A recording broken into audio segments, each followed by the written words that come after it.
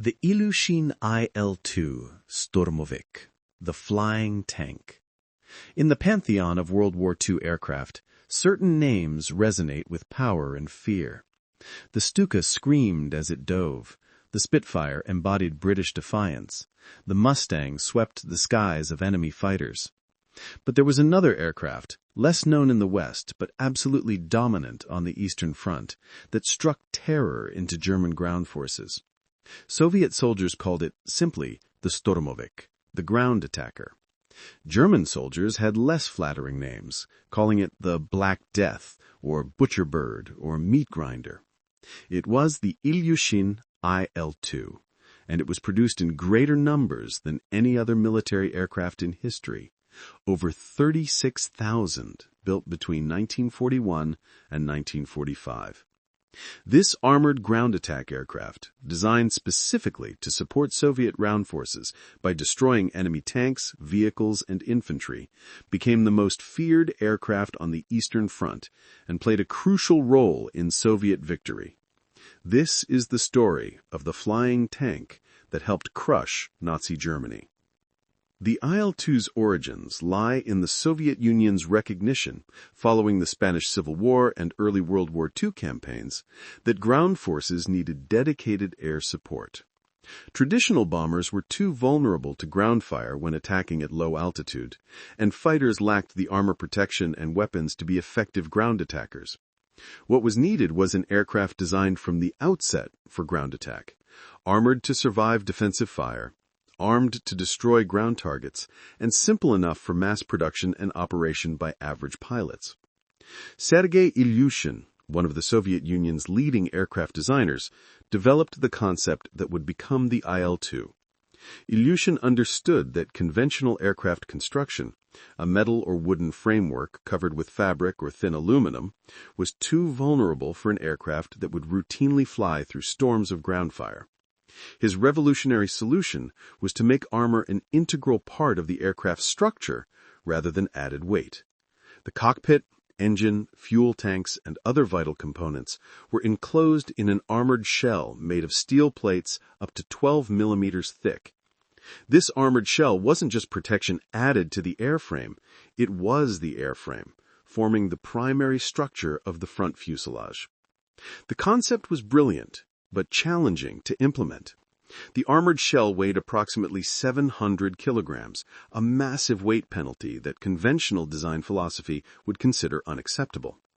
But Ilyushin calculated that using the armor as structure, rather than as added protection, meant the weight penalty was less than it appeared. The armor replaced conventional structural members, and the protection it provided allowed the aircraft to survive missions that would destroy unarmored aircraft. Better to have a somewhat slower, heavier aircraft that came back from missions than a faster, lighter aircraft that got shot down. The prototype TCKB-55, which first flew on October 2, 1939, demonstrated the concept's viability. Initial testing showed an aircraft that was tough, stable, and capable of carrying substantial weapons loads. But Stalin, reviewing the design, insisted that it needed a rear gunner to defend against fighter attacks. This decision proved controversial. Adding a second crew member meant redesigning the aircraft, adding weight, and complicating production. Many aviation historians believe Stalin's insistence on a two-seat configuration delayed the IL-2's deployment and created vulnerabilities that cost many lives. The single-seat version, designated IL-2, entered production in early 1941, just months before Germany invaded. The two-seat version wouldn't appear until 1942, a delay that had serious consequences. The single-seat IL-2 was essentially defenseless against fighter attacks from behind. It had armor protecting the front, but nothing protecting the rear. German fighters quickly learned to attack from behind and below, an approach that avoided the frontal armor and allowed them to hit the vulnerable rear fuselage and tail. The IL-2 that entered service in 1941 had impressive specifications for a ground attack aircraft. It was powered by a Mikulin AM-38 liquid-cooled V12 engine producing 1,600 horsepower, driving a three-blade propeller. Maximum speed was approximately 415 kilometers per hour at low altitude. Not fast by fighter standards, but adequate for a ground attack aircraft. The armored shell protected the pilot, engine, cooling system, and fuel tanks, with armor thickness ranging from 4 mm to 12 mm, depending on location and threat axis. Armament was formidable and specifically designed for ground attack.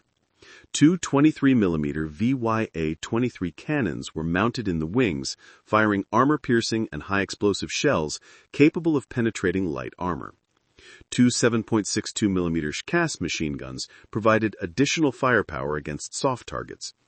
Under the wings, the IL-2 could carry 8 82mm RS-82 rockets or 4 132mm RS-132 rockets, effective against tanks and vehicles.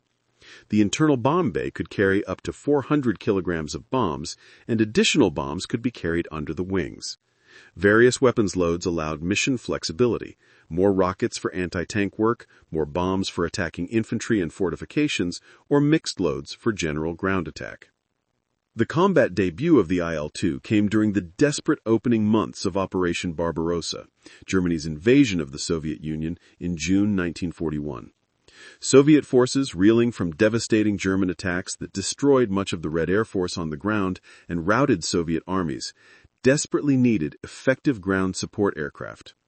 The IL-2s that were available, initially only a few hundred, were thrown into combat with minimal training and often poor tactics.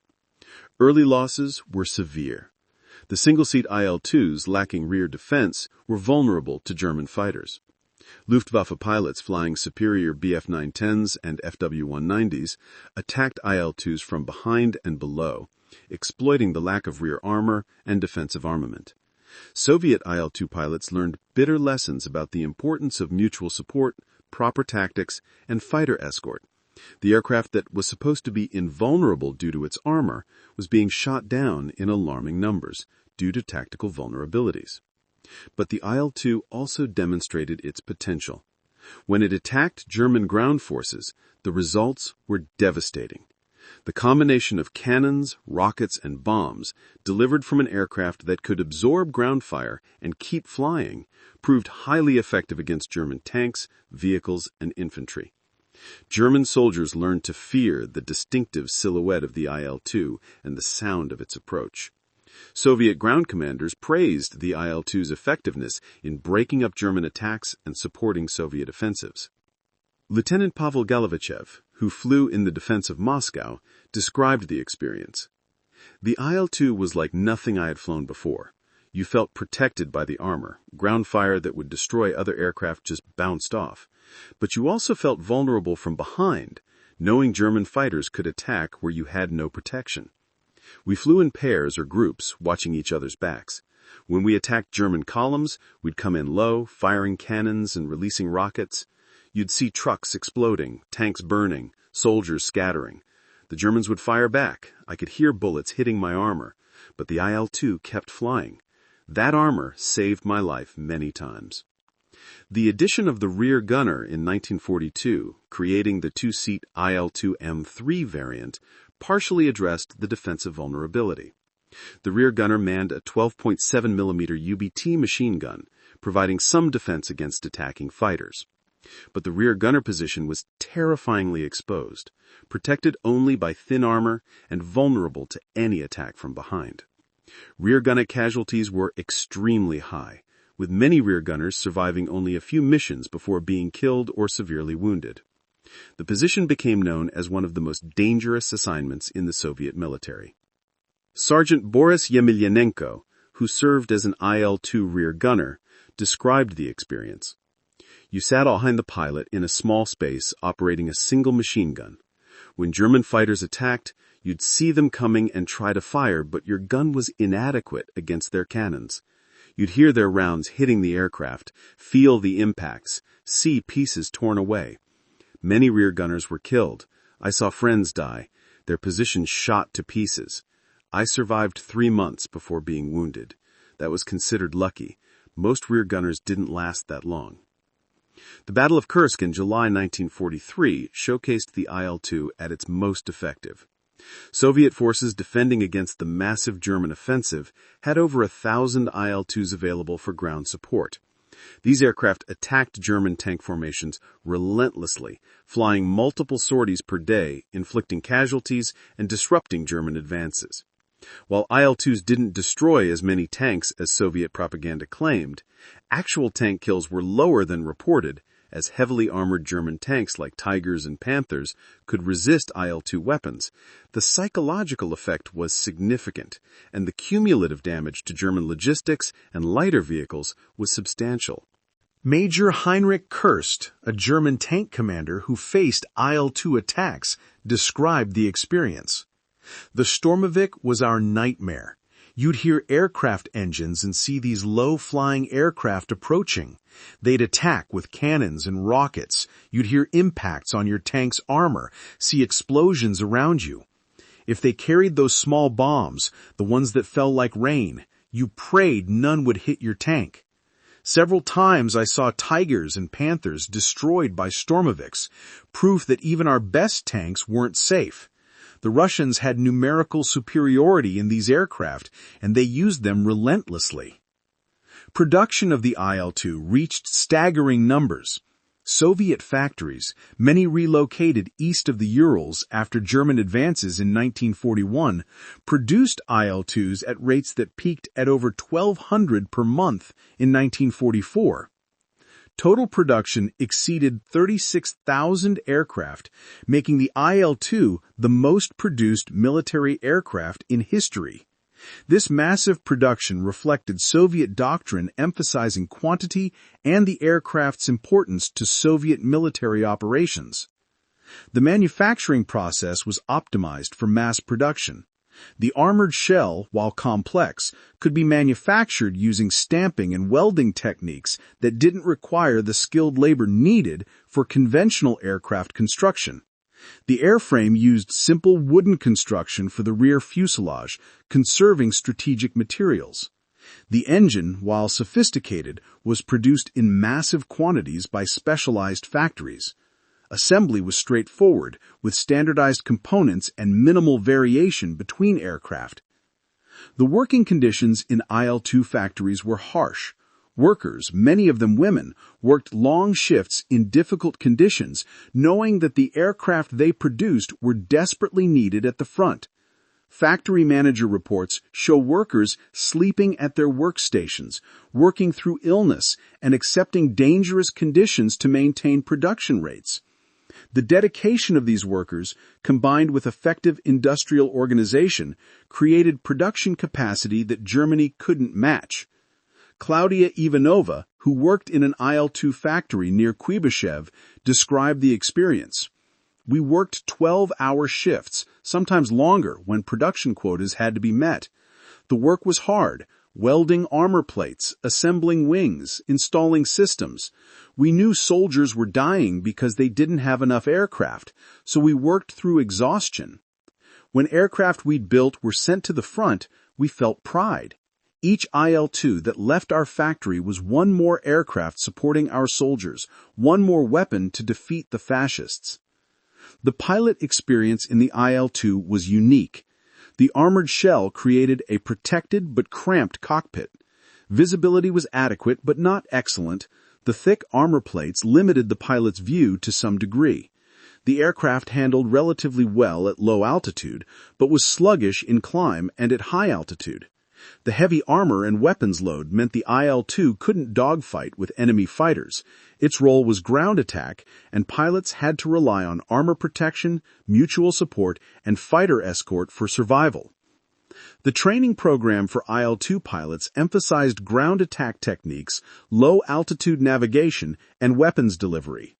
New pilots received training that varied in quality and duration depending on the phase of the war. Early in the war, training was abbreviated due to desperate need for pilots, while later training became more comprehensive as Soviet aviation recovered. Experienced pilots passed along hard-won tactical knowledge, approach from the sun when possible, attack in coordinated groups, never fly alone, brake hard if attacked by fighters, trust your armor. Captain Anna Yegorova, one of the few female IL-2 pilots, flew over 270 combat missions and was shot down 3 times, surviving each time. Her experience demonstrated both the IL-2's durability and the skill required to survive. The IL-2 could take incredible punishment. I had aircraft return to base with hundreds of bullet holes, damaged engines, shot-up control surfaces. But the armor protected vital systems and the pilot so we could keep flying. The key was good tactics. Stay with your formation, watch for fighters, attack decisively, then get out. Pilots who broke these rules often didn't survive. The effectiveness of the IL-2 was more complex than Soviet propaganda suggested. While the aircraft was impressive and feared by German forces, its actual kill rates against tanks were lower than claimed. Most German tank losses came from anti-tank guns, mines, and tank-versus-tank combat rather than air attack. However, the IL-2's contribution extended beyond direct kills. It disrupted German logistics, destroyed softer vehicles, inflicted casualties on infantry, forced German units to disperse and seek cover, and provided crucial morale support to Soviet ground forces. The psychological impact on both sides was significant. Soviet soldiers welcomed the sight of IL-2s attacking German positions. The ground troops knew they had air support, knew the enemy was being hit, and felt that higher command cared about their success. German soldiers dreaded IL-2 attacks. The sound of approaching Sturmoviks meant incoming fire that could strike anywhere, and the knowledge that Soviet air power was active and aggressive. The IL-2's role in specific battles demonstrates its military value. During Operation Bagration in summer 1944, the massive Soviet offensive that destroyed German Army Group Center, IL-2s flew thousands of sorties, attacking German positions, supply columns, and retreating forces. The constant air attacks contributed to German disorganization and prevented effective German responses to the Soviet advance. Similar patterns repeated in subsequent operations through 1944 and into 1945. The final campaigns saw IL-2s supporting the Red Army's advance into Germany. They attacked German defensive positions, supported river crossings, struck retreating German columns, and flew close support missions during the Battle of Berlin. The sight of IL-2s over Berlin, attacking the heart of Nazi Germany, symbolized Soviet military power and the complete reversal from 1941 when German aircraft had dominated Soviet skies. The casualties among IL-2 crews were severe. Exact numbers are difficult to determine, but estimates suggest that approximately 11,000 IL-2s were lost in combat, nearly one-third of total production. Given the two-man crew in later variants, this meant roughly 22,000 crew members killed or wounded. The high loss rate reflected the dangerous nature of low-altitude ground attack, where aircraft were exposed to concentrated ground fire and fighter attack. Comparison with other nations' ground attack aircraft reveals the IL-2's unique characteristics. The German UA-77 Stuka was effective early in the war, but became vulnerable to fighters and was withdrawn from heavily contested areas. The American P-47 and P-51 were used for ground attack, but were fighters adapted to the role rather than purpose-designed ground attackers. The British Hawker Typhoon was an effective ground attack aircraft, but was produced in far smaller numbers than the IL-2. No other nation produced a ground attack aircraft in quantities approaching the IL-2, and no other aircraft combined the IL-2's level of armor protection with meaningful ground attack capability. Technical evolution of the IL-2 continued throughout the war. Engine power increased with improved versions of the AM-38, eventually reaching 1,750 horsepower. Armament improved with introduction of more powerful cannons and better rockets. The two-seat configuration improved survivability against fighters. Later variants experimented with various weapons configurations, seeking optimal combinations for different missions. By 1945, the IL-2 was significantly more capable than the 1941 version, though the basic concept remained unchanged. Post-war, the IL-2 quickly became obsolete as jet aircraft and guided weapons changed ground attack aviation. The IL-10, an improved version appearing late in World War II, saw some post-war service, but both were soon retired. Some IL-2s were provided to Soviet allies, Poland, Czechoslovakia, and others, where they served briefly before being scrapped.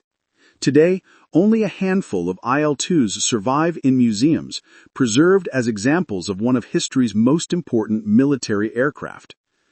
The legacy of the IL-2 extends beyond its wartime service. It demonstrated that purpose-designed ground attack aircraft, properly armored and armed, could be highly effective despite vulnerabilities. It showed that massive production could offset high loss rates, keeping sufficient aircraft available despite severe attrition. It proved that psychological impact, the effect of having visible, active air support, could be as important as physical destruction of targets. Modern ground attack aircraft, from the A-10 Thunderbolt II to various attack helicopters, carry forward concepts pioneered in the IL-2. Armor protection, specialized weapons for ground attack, acceptance of lower speed in exchange for better low-altitude performance and survivability. The IL-2's influence on ground attack aviation doctrine is still evident in modern military aviation.